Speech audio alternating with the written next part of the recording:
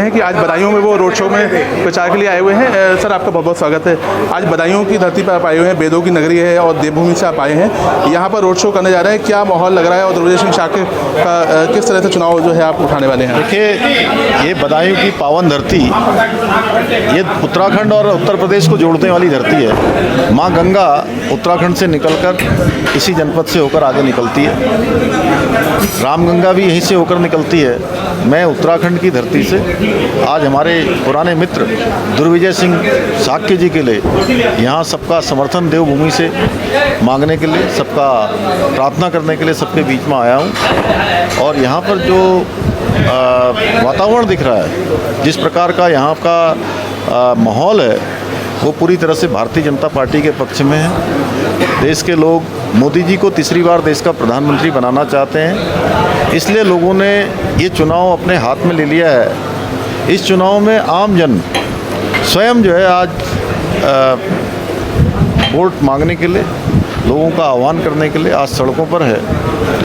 इसलिए 4 जून को जब नतीजे आएंगे तो ये बदायूं सीट से दुर्विजय सिंह शाक्य जी भारी अंतर से यहाँ से जीतेंगे। लोगों के आशीर्वाद से, माताओं बहनों का आशीर्वाद मिलेगा, बुजुर्गों का आशीर्वाद मिलेगा, नौजवानों का साथ मिलेगा।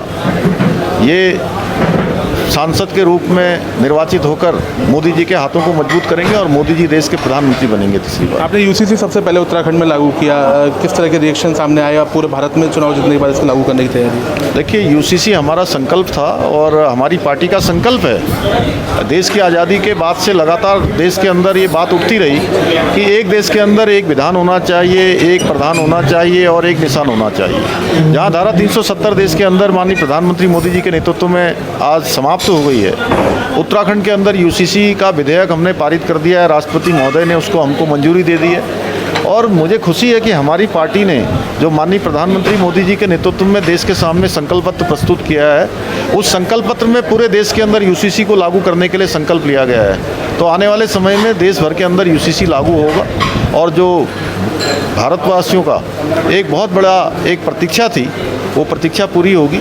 सबके लिए एक विधान होगा, एक समान कानून होगा। शिवपाल जी के बेटे यहाँ से चुनाव लड़ रहे हैं, उनका कहना है कि 400 पार का जो नारा है वो भारतीय जनता पार्टी नहीं छू पाएगी। देखिए, अब वो कुछ भी कहें, लेकिन इस समय जनता जो है 400 पार के नारे को पूरा करने में अपना सहयोग दे रही है। आखिरी सवाल, बरेली मंडल जो है वो कुमाऊं का आंगन कहा जाता है पहाड़ों का। आप बरेली आए थे, मैंने वहाँ भी कवर किया था, पर्वतीय समाज के बीच गए थे। किस तरह का समर्थन पूरा पर्वतीय समाज का आपको मिलता है? हर जगह हर समाज का समर्थन है। तो ये थे उत्तराखंड के मुख्यमंत्री पुष्कर सिंह धामी जी, जिनका कहना है कि बदायूं से जो है दुर्विजय सिंह शाक्य के भारी मतों से जीतने के लिए जा रहे हैं। और न केवल बदायूं बल्कि पूरे उत्तर प्रदेश और देश में इस समय भारतीय जनता पार्टी की लहर है और बड़े मार्जिन से वो लोग इस बार चुनाव जीतने जा रहे हैं। बदायूं से अतुल के साथ आशीष गुप्ता।